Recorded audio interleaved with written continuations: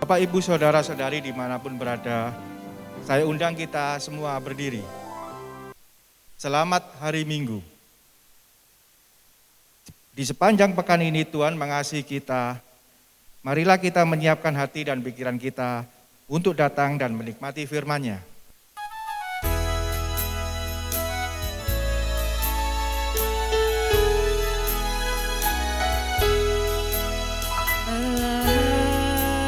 Bagi kita dan hendak memberi berkat, melimpahkan kuasa Roh-Nya bagai hujan yang lebat.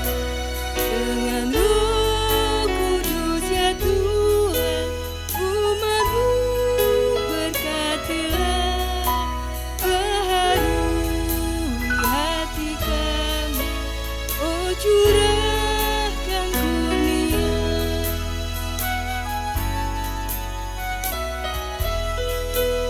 Allah hadir, oh percaya dan berdoa padanya, agar kita dikobarkan olehnya kasih-Nya. Dengan Roh Kudus ya Tuhan, umat-Mu berkatilah, baharui hati kami. Oh, curahkan kurnia.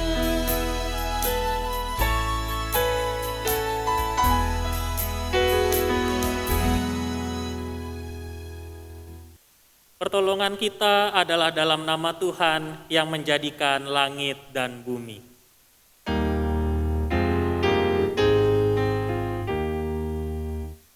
Amin,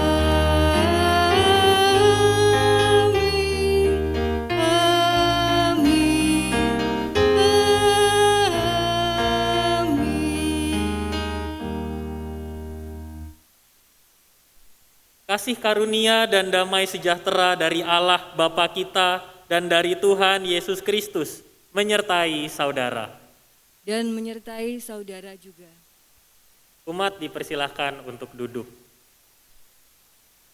Umat yang terkasih, Amsal pasal 9 ayat yang ke-6 mengatakan, "Buanglah kebodohan, maka kamu akan hidup, dan ikutilah jalan pengertian." Jika secara rohani kita sehat, maka yang kita lakukan di tengah kehidupan adalah hal-hal yang baik dan benar. Jika rohani tidak sehat, maka kita membutuhkan pertolongannya agar dimampukan untuk bertindak benar.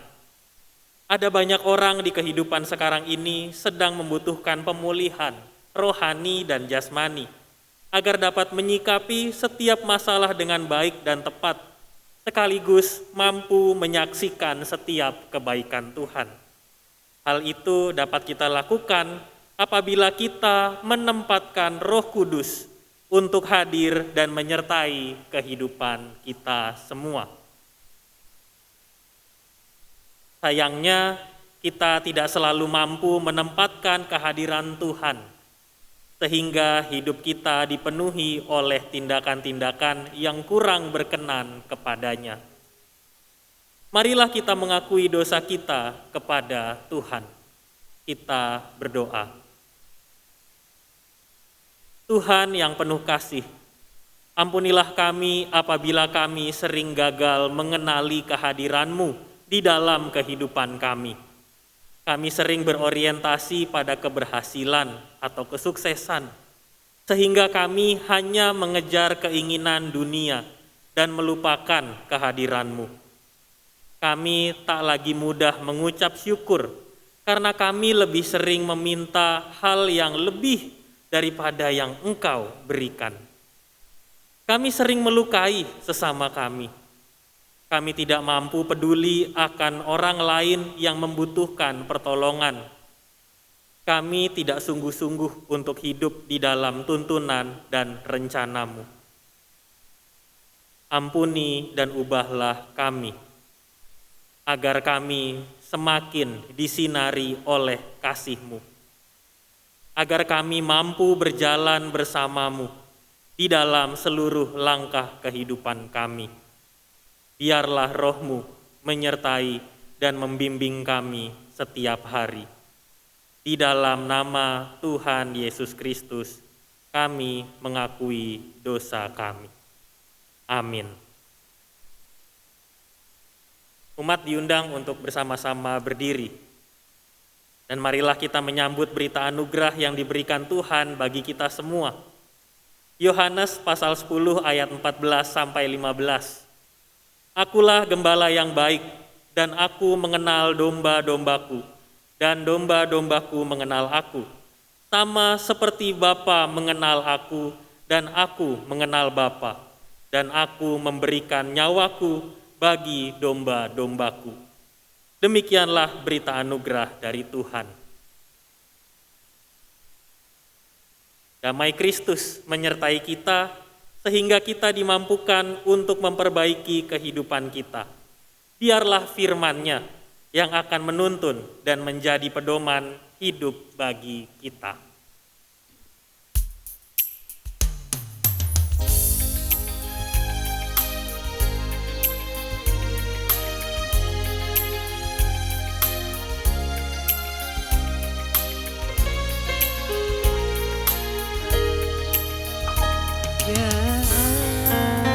Yang Maha Tinggi, Kau pencipta dunia ini, kami juga Engkau ciptakan agar di Kau tetap dipuji.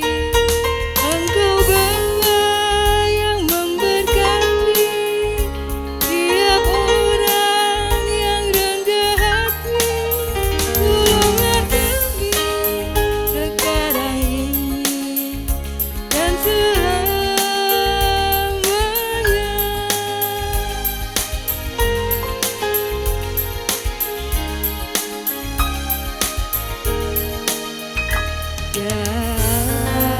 Yang Maha Tinggi, Kau pencipta dunia ini, kami juga Engkau ciptakan agar di Kau tetap dipuji.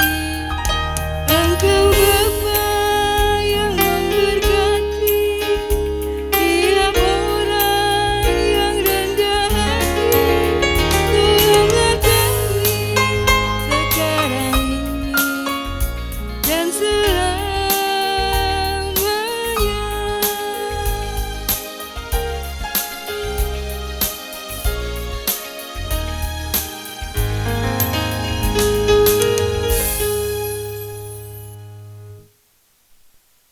Dipersilakan untuk duduk. Sebelum kita bersama-sama merenungkan firman Tuhan, mari kita menyiapkan hati dan pikiran kita berdoa. Tuhan yang penuh kasih, kami membuka pikiran kami untuk memahami setiap maksud dari firman-Mu. Pimpinlah kami agar mengerti, dan bukalah hati kami, agar Roh Kudus diam di dalam hati ini, sehingga kami mampu melakukan firman-Mu di dalam kehidupan setiap hari. Di dalam nama Tuhan Yesus Kristus, kami berdoa. Amin. Bapak, Ibu, Saudara-saudari yang terkasih di dalam Tuhan Yesus Kristus, marilah kita membaca Alkitab kita yang diambil dari surat Paulus kepada jemaat di Efesus. Efesus pasal 5 ayat 15 sampai 20. Efesus pasal 5 ayat 15 sampai 20.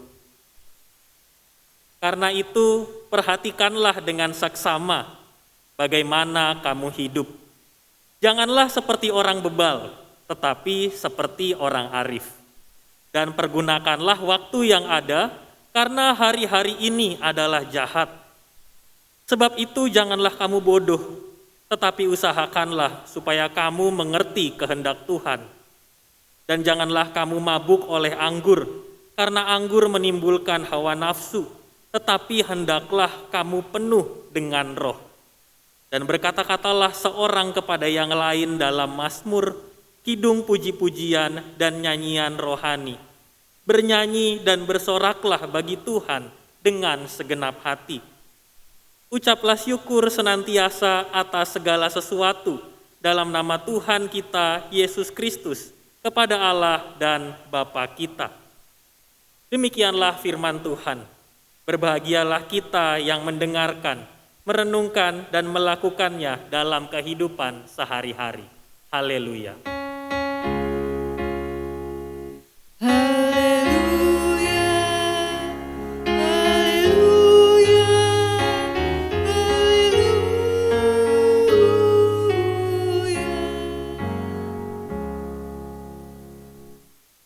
Bapak, Ibu, Saudara-saudari yang terkasih di dalam Tuhan Yesus Kristus. Efesus 5 ayat 20 yang tadi kita baca. Ucaplah syukur senantiasa atas segala sesuatu dalam nama Tuhan kita Yesus Kristus kepada Allah dan Bapa kita. Pertanyaannya Bapak Ibu, di kondisi seperti sekarang ini, di mana semuanya lagi ada dalam situasi yang urgent, genting, semua sedang morat-marik, porak-poranda, kehidupan kita lagi kacau balau. Kok bisa sih firman Tuhan itu datang pada kita untuk mengajak kita mengucap syukur atas segala sesuatu? Ini menjadi sesuatu yang sulit kalau kita melihat kondisi kehidupan kita sekarang. Kok bisa sih ada orang yang di tengah kondisi seperti sekarang ini bisa mengucap syukur? Dan jawabannya memang sebetulnya, memang seharusnya bisa. Kenapa kita bisa mengucap syukur di tengah kondisi kehidupan kita? Apapun kesulitan yang kita hadapi, kita diajak untuk selalu mengucap syukur. Kenapa? Karena sebetulnya Roh Kudus beserta dengan kita. Roh Kudus hadir di dalam kehidupan kita. Roh Kudus menolong, Roh Kudus menyertai, mengingatkan, membuat kita lebih mampu untuk berjuang di tengah kondisi kehidupan sekarang ini. Saya membayangkan Bapak, Ibu, Saudara-saudari, kalau Roh Kudus itu tidak ada di dalam kehidupan kita, rasanya kita tidak mampu melakukan apapun.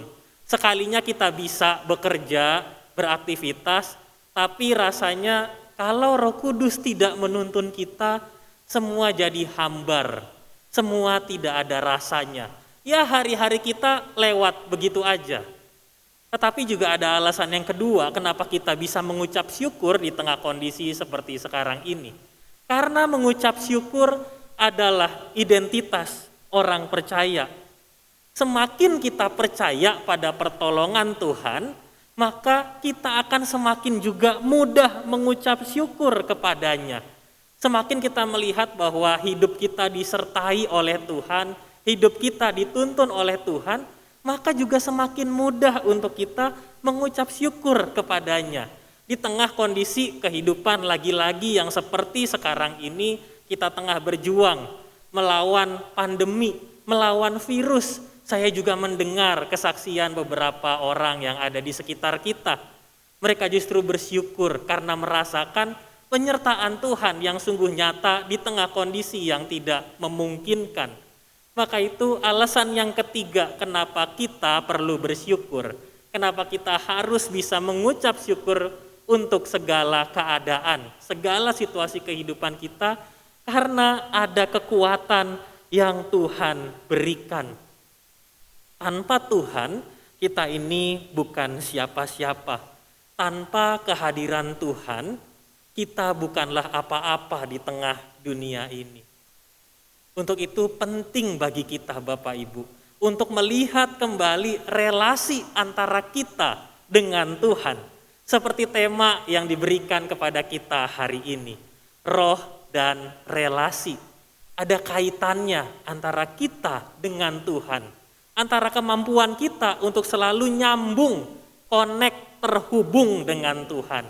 Roh Kudus akan selalu menolong kita supaya kita dimampukan untuk nyambung terus dengan Tuhan. Bapak, Ibu, Saudara-saudari, saya ingat satu pengalaman semasa saya menyelesaikan pelayanan saya di sebuah gereja. Waktu itu ada seorang ibu yang cukup akrab dengan saya. Waktu itu ibu ini memberikan kepada saya kado bingkisan, sebuah kotak yang sudah ditutup kertas, dibungkus dengan indah. Ukurannya kira-kira sebesar ukuran kardus mie instan. Saya berpikir, wah, ibu ini ngasih saya satu kardus mie instan. Waktu itu saya mengendarai sepeda motor, maka setelah ibu ini menyerahkan kado itu kepada saya mengikat kardus bungkus kado ini, bingkisan ini saya ikat di bagian jok belakang motor saya. Ya kira-kira seperti kalau Bapak Ibu lihat orang kirim-kirim paket gitulah. Begitu kondisi motor saya setelah si ibu ini memberikan saya oleh-oleh bingkisan kado perpisahan setelah saya menyelesaikan pelayanan di gereja itu. Di dalam pikiran saya, wah, saya diberikan satu kardus mie instan nih. Dari bungkusnya, dari kardusnya udah jelas Bapak Ibu. Ukurannya sebesar ukuran kardus mie instan. Beratnya juga hampir sama. Tetapi ketika di jalan, bunyi dalam kardus ini mulai terdengar. Setiap kali saya harus mengambil jalan berbelok, kardus ini sering berbunyi grudak, gruduk. Saya jadi penasaran, rasanya dalam kardus ini isinya bukan mie instan. Begitu terus di sepanjang perjalanan. Semakin bunyi itu terdengar, maka ikatan tali yang sudah saya buat di sepeda motor itu semakin longgar. Saya harus berhenti Bapak Ibu beberapa kali di pinggir jalan untuk kembali mengencangkan tali ikatan di kardus bingkisan tersebut. Supaya apa? Supaya kardusnya tentu tidak jatuh. Dan ketika saya tiba di rumah, saya bisa membukanya, bungkus atau bingkisan ini juga bisa dalam kondisi yang tetap baik.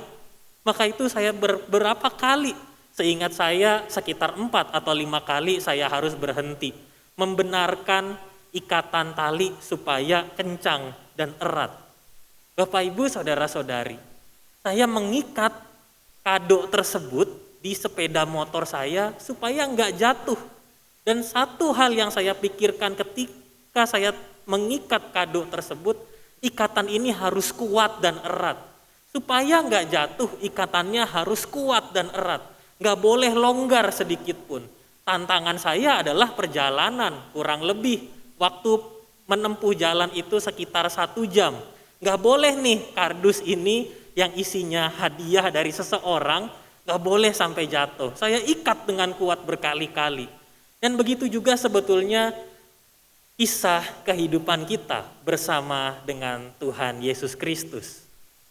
Supaya kita tidak jatuh ke dalam pencobaan. Ikatan itu juga harus kuat dan erat. Ikatan kepada Tuhan juga harus selalu kita kencangkan. Beberapa kali kita mungkin harus berhenti di tengah perjalanan kita. Ketika kita menyadari bahwa ikatan itu tidak lagi kuat di dalam kehidupan kita. Ketika kita sadar, oh iya, sekarang saya rasanya agak jauh dari Tuhan.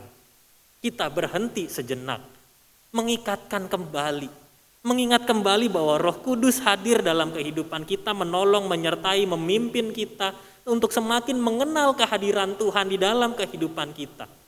Semakin kita ingat bahwa Roh Kudus hadir bagi kita, maka di situ juga kita akan semakin sering mengingat bahwa kita juga harus selalu mengencangkan ikatan kita kepada Tuhan.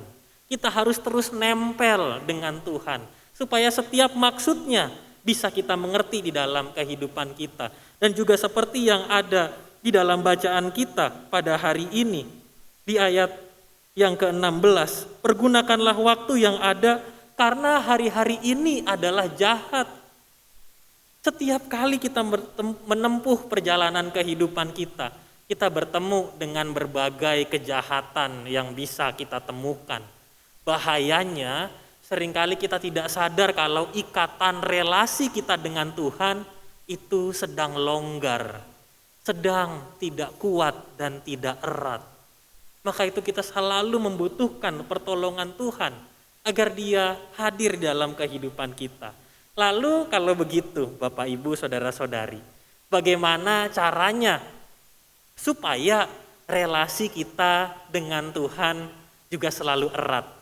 Seperti yang tadi saya ceritakan, bahwa dalam perjalanan saya beberapa kali harus berhenti. Saya beberapa kali harus kembali mengingat bahwa ikatan itu harus kuat supaya bisa tiba di rumah dengan selamat. Dan bagaimana caranya supaya kita sampai di penghujung kehidupan kita nanti, kita semua selalu punya hubungan yang erat dengan Tuhan.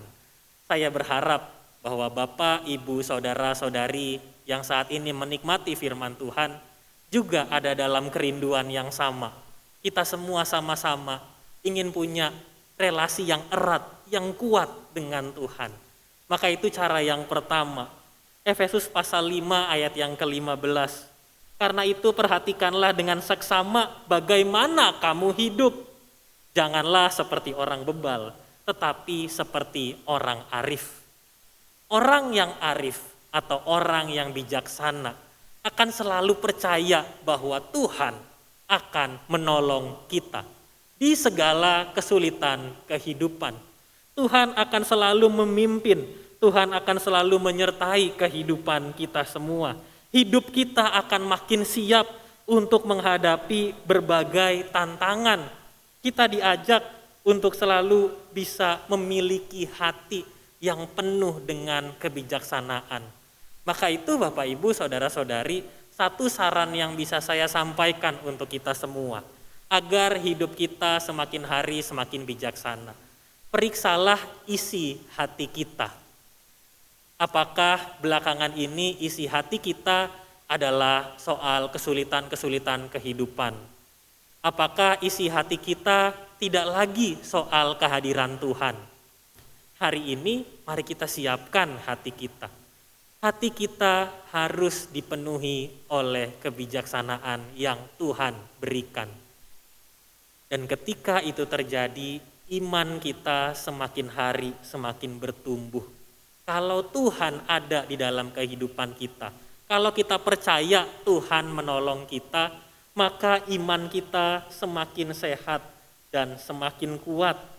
Kita semakin hari juga semakin fokus kepada apa yang Tuhan inginkan kita lakukan di dalam hidup kita. Kita makin fokus pada Tuhan, karena hati kita adalah tentang Dia. Setiap hari kita menjalani keseharian kita, setiap kali kita membuat rencana di dalam hidup kita, kita semakin percaya Bapak Ibu, bahwa kita harus fokus kepadanya. Tekankan terus di dalam hati kita bahwa kita harus selalu mengingat Tuhan, percaya Tuhan akan menolong kita di berbagai kesulitan kehidupan kita. Dan dengan begitu satu langkah pertama sudah kita tempuh. Hubungan kita semakin hari semakin dekat dengan Tuhan. Karena apa? Karena kita selalu percaya bahwa Tuhan akan menolong kita. Bapak Ibu Saudara-saudari, 13 Juli 1985, waktu itu di Stadion Wembley, Inggris, dipenuhi 72.000 penonton. Bukan karena pertandingan sepak bola, tetapi karena ada sebuah konser yang besar. Konser Live Aid, di mana Queen, salah satu band yang terkenal di seluruh dunia, tampil di sana. Freddie Mercury waktu itu tampil sebagai seorang vokalis Queen, dan dia mengajak semua orang yang hadir di stadion itu, 72.000, bisa menyanyikan lagu yang ia juga nyanyikan di atas panggung.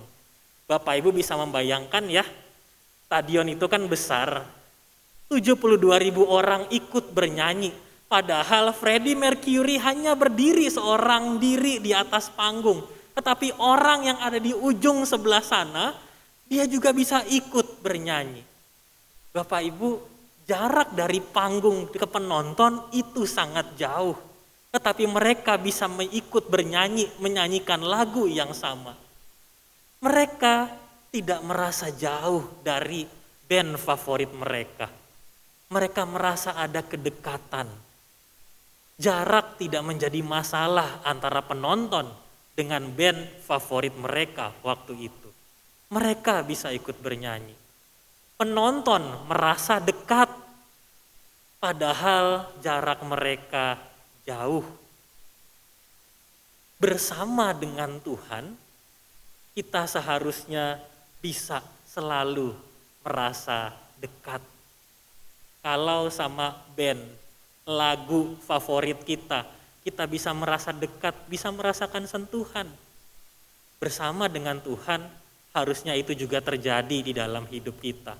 Kadang kita bilang Tuhan itu jauh, tapi ternyata tidak. Sebetulnya Tuhan itu dekat. Hanya kita saja yang seringkali melonggarkan ikatan erat yang sudah Tuhan ciptakan untuk kita.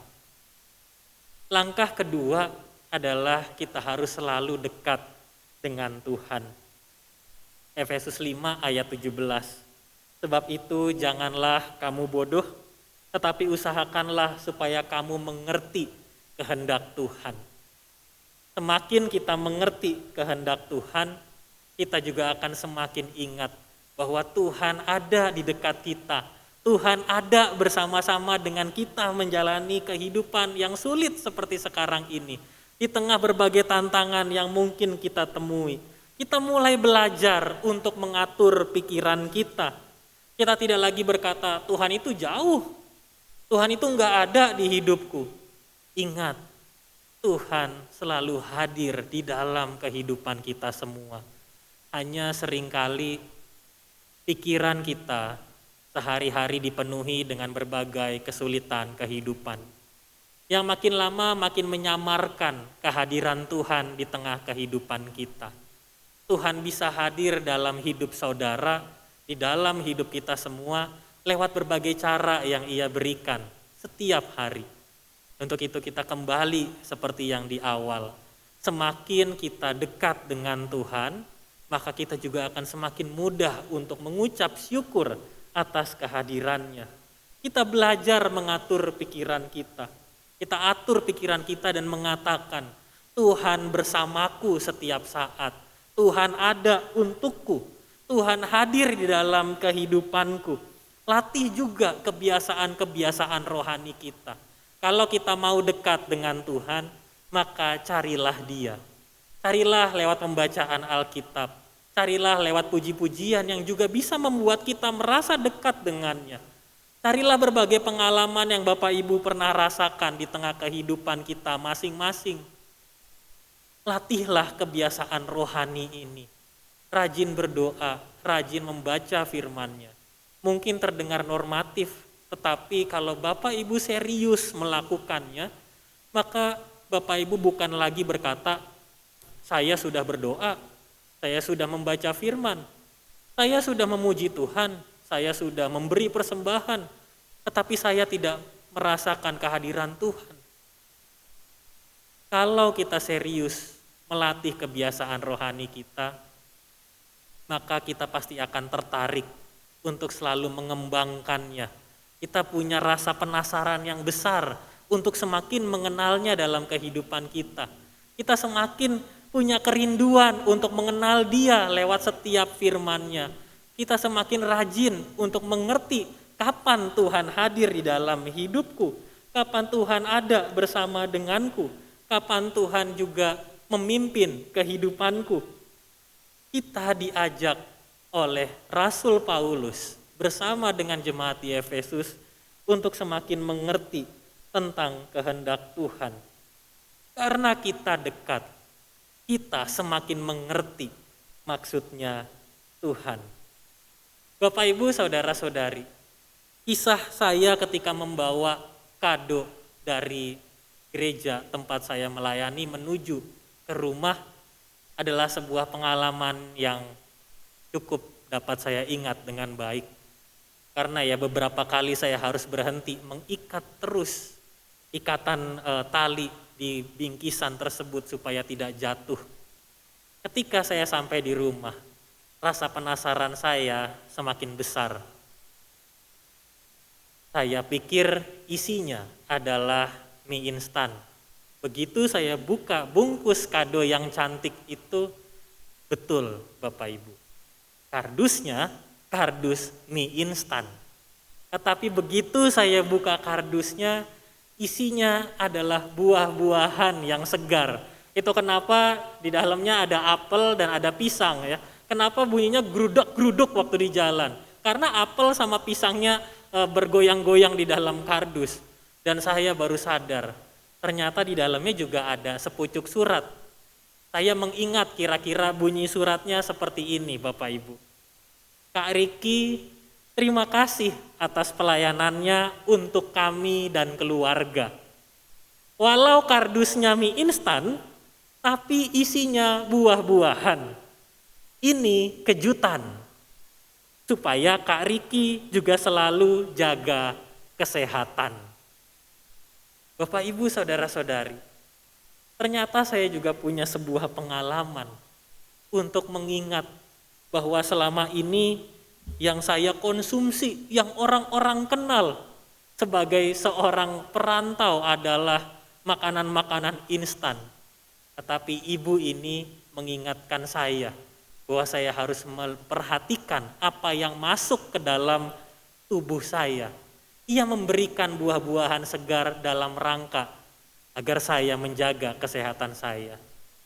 Bapak, Ibu, Saudara-saudari, Efesus pasal yang kelima ayat yang ke-18. Dan janganlah kamu mabuk oleh anggur, karena anggur menimbulkan hawa nafsu, tetapi hendaklah kamu penuh dengan roh.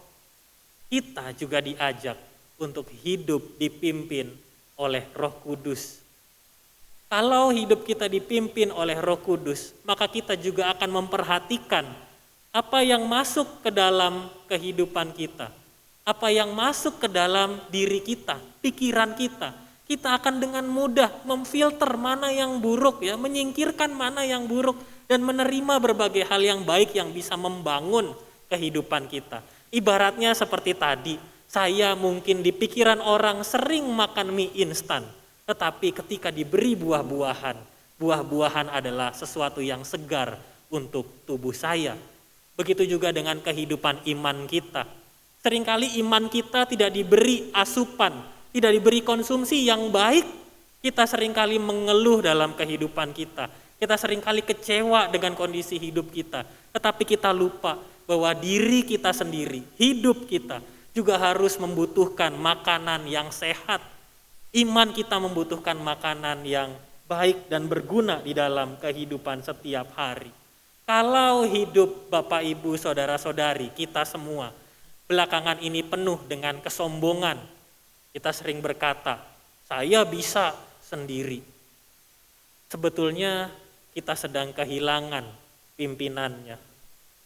Kalau hidup kita penuh dengan ketakutan, seringkali kita katakan, wah saya pasti salah, saya pasti enggak benar. Kita justru kehilangan pertolongannya. Kalau hidup kita penuh dengan kekhawatiran, saya ragu untuk memutuskan sesuatu, saya takut nanti terjadi sesuatu yang tidak saya suka. Sebetulnya kita juga sedang kehilangan penyertaannya. Kalau hidup kita penuh kegelisahan, nanti begini, nanti begitu, kita kehilangan tuntunannya. Bapak, Ibu, Saudara-saudari, banyak hal yang ternyata secara tidak sadar membuat kita semakin hari semakin kehilangan Tuhan. Maka itu mulai hari ini, ingatlah lagi, kita harus selalu punya hubungan yang erat dengan Tuhan. Roh Kudus akan selalu menolong Bapak, Ibu, Saudara-saudari kita semua. Biarlah Dia juga ada selalu di dalam hati kita. Buanglah hal-hal yang tidak perlu di dalam kehidupan kita. Biarlah kasih-Nya selalu terpancar. Jadilah anak-anak-Nya yang selalu rindu, terikat erat dengan Dia. Makin terikat, makin mengenal, makin hidup benar dalam iman, pikiran, dan perbuatan. Tuhan menyertai kita. Amin. Mari kita mengambil waktu untuk bersaat teduh.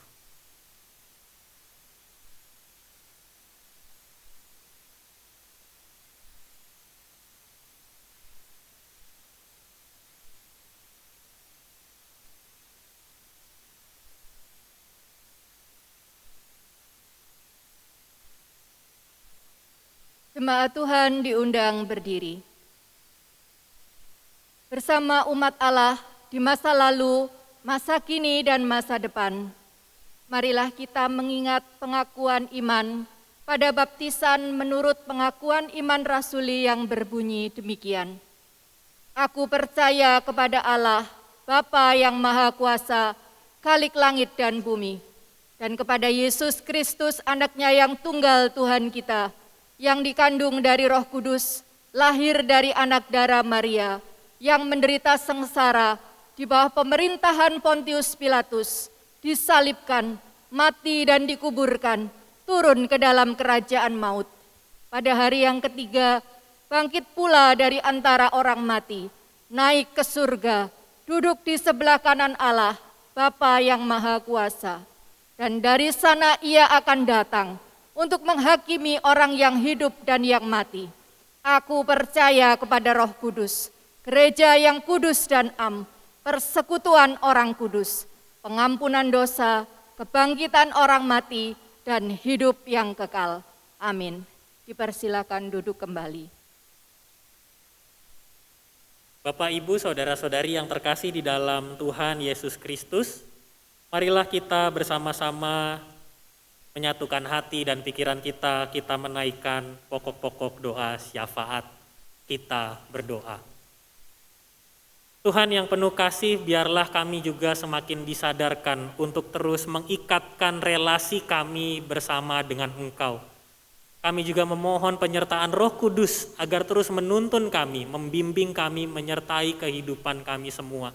Agar kami juga selalu terikat erat dengan Engkau ya Tuhan. Di dalam seluruh aspek kehidupan kami. Ketika kami bersama-sama dengan keluarga, kami sadar Engkau ada di tengah-tengah kami. Ketika kami ada dalam pekerjaan atau pendidikan yang kami tempuh, Engkau juga ada bersama-sama dengan kami semua. Ketika kami juga melakukan setiap tugas tanggung jawab pelayanan, Tuhan, kami selalu semakin dikuatkan oleh-Mu untuk melakukan semua yang terbaik di tengah kehidupan seperti sekarang ini. Kami mau berdoa ya Tuhan untuk saudara-saudari, sahabat, rekan kami yang saat ini tengah dalam kondisi sakit dan membutuhkan pemulihan. Engkau menyertai mereka lewat obat-obatan, tenaga medis, orang-orang yang terus setia mendoakan, dan juga kami berdoa bagi keluarga yang mendampingi. Engkau berikan kepada mereka kesehatan, kekuatan, serta kesabaran ketika mereka menghadapi situasi seperti sekarang ini. Kami juga mau berdoa untuk pelayanan GKI Residen Sudirman. Kiranya Engkau juga selalu menyertai kami semua lewat berbagai kegiatan yang dapat kami nikmati dan kami ikuti, juga setiap hal yang Tuhan hadirkan di tengah-tengah kehidupan kami bergereja. Sahabat yang selalu memperhatikan kami, orang-orang yang ada di sekitar kami yang juga selalu mendukung kami untuk menjalani kehidupan kami setiap hari. Kami juga mau berdoa untuk bangsa, negara, dan seluruh dunia di tengah menangani pandemi COVID-19. Kiranya ya Tuhan, hikmat dan kebijaksanaan Engkau selalu berikan kepada mereka yang memutuskan kebijakan-kebijakan yang baik bagi bangsa dan negara ini. Kami juga berdoa ya Tuhan supaya kami sebagai rakyat Indonesia terus mendukung pencegahan penularan virus atas pandemi COVID-19 ini.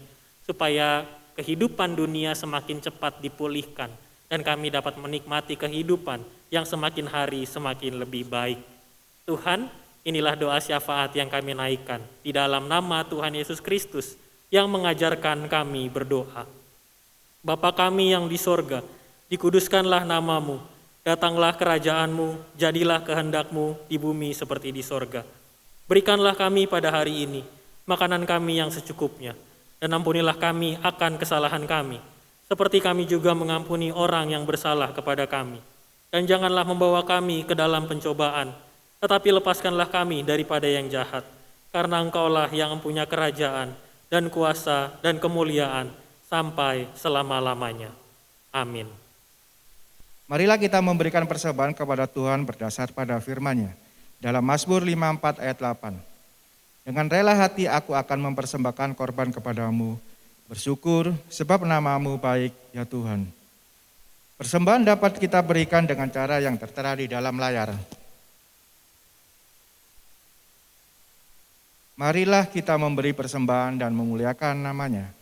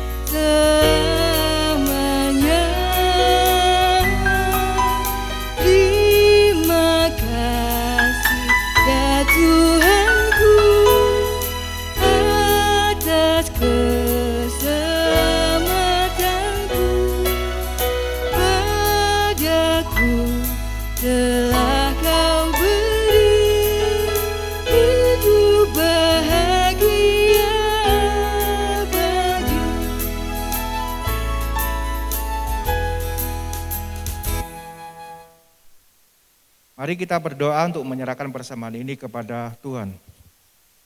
Tuhan yang penuh kasih, kami mengantarkan persembahan syukur kami kepadamu. Biarlah persembahan ini menjadi ekspresi kami kepadamu, sekaligus ungkapan syukur kami atas penyertaan-Mu di dalam kehidupan kami setiap hari. Kiranya kami dimanapun untuk bekerja dan memberi terbaik setiap hari. Di dalam Yesus Kristus kami berdoa dan membawa persembahan kami. Amin. Umat yang terkasih, teruslah membangun relasi yang erat dan hangat dengan Yesus Kristus, Sang Sumber kehidupan. Teruslah menyerahkan segala urusan kehidupan kepadanya, agar kita selalu merasakan penyertaan-Nya di dalam langkah kehidupan kita.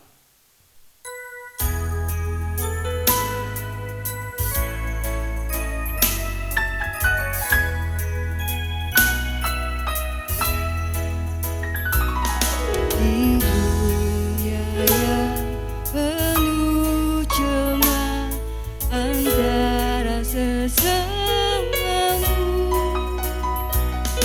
hiduplah saleh dan benar, nyatakan Yesus dalammu, nyatakan Yesus dalammu. Nyatakan Yesus dalammu, sampaikan firman dengan hati teguh. Nyatakan Yesus dalammu.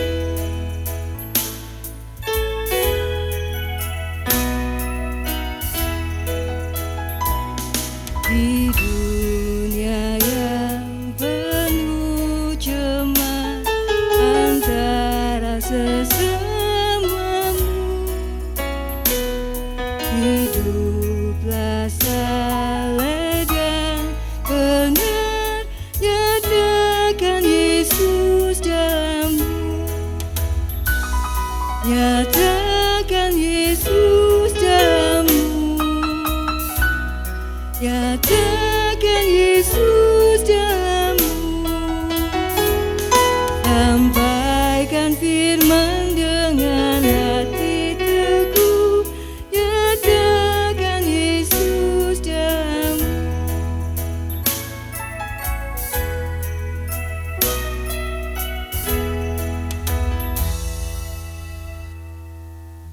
Umat yang terkasih, arahkanlah hatimu kepada Tuhan. Kami mengarahkan hati kami kepada Tuhan. Jadilah saksi Kristus. Syukur kepada Allah, Terpujilah Tuhan, kini dan selamanya. dan kini terimalah berkat-Nya. Tuhan memberkati kita dan melindungi kita. Tuhan menyinari kita dengan wajah-Nya dan memberi kita kasih karunia. Tuhan menghadapkan wajah-Nya kepada kita dan memberi kita damai sejahtera.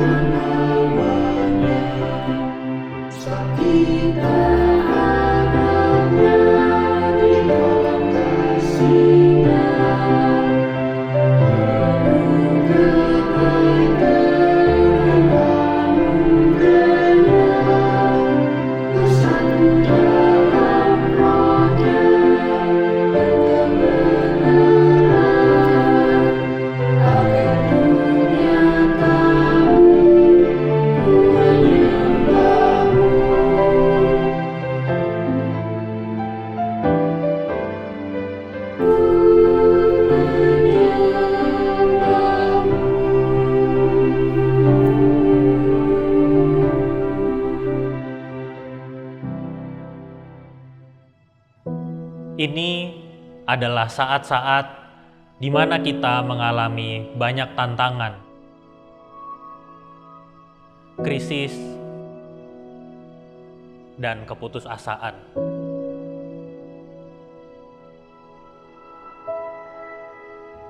Kehilangan orang-orang yang kita kasihi,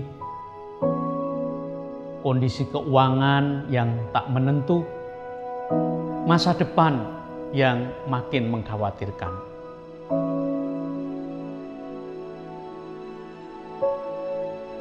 Namun, justru di tengah segala keterbatasan ini, kita dipanggil untuk semakin memancarkan kasih dan harapan bagi sesama.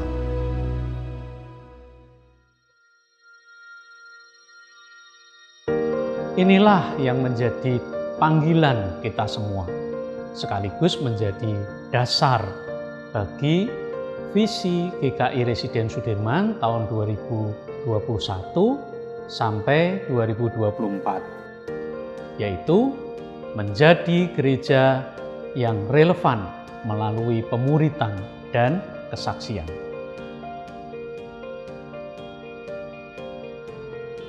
Lalu, bagaimana cara kita mewujudkannya?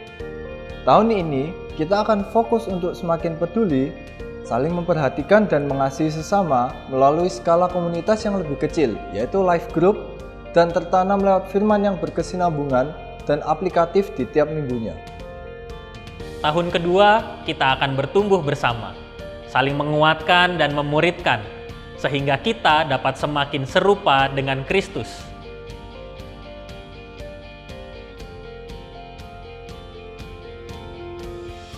Tahun ketiga adalah waktu kita untuk berbagi.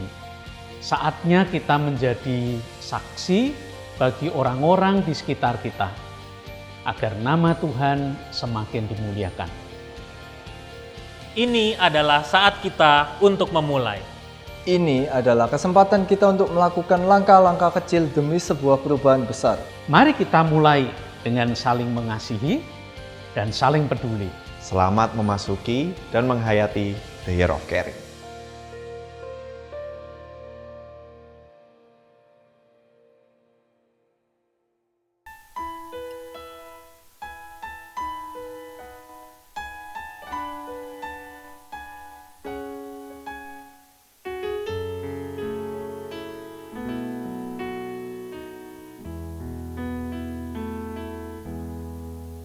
Firman-Mu ku pegang selalu, saat duka, saat senang, jalan hidup yang akan datang, tangan Tuhan yang memegang. Pencobaan menghimpit aku dan mencari keluhanku, firman-Mu ku pegang selalu, maka amanlah jiwaku. Firman-Mu Tuhan ku pegang selalu, hilanglah keraguanku.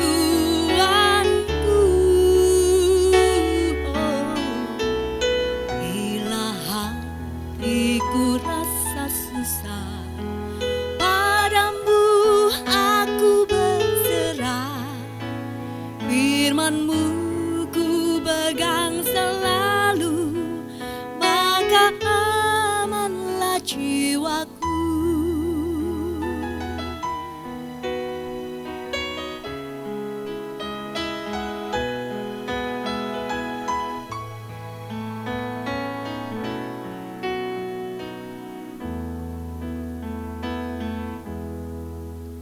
Firman-Mu ku pegang selalu, dalam duka saat senang, jalan hidup yang akan datang, tangan Tuhan yang memegang.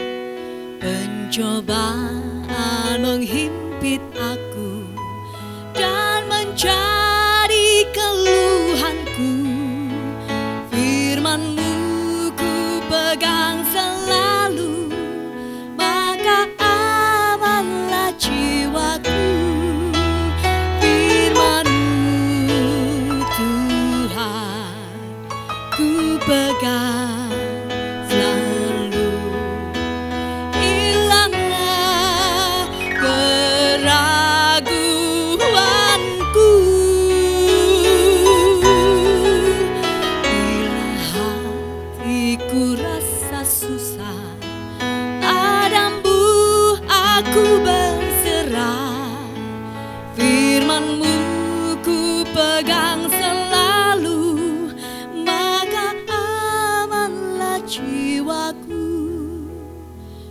firman-Mu, Tuhan, ku pegang selalu.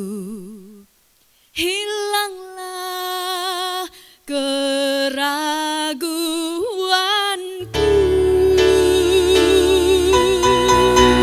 bila hatiku rasa susah, padamu aku berserah. Firman-Mu ku pegang selalu, maka amanlah jiwaku.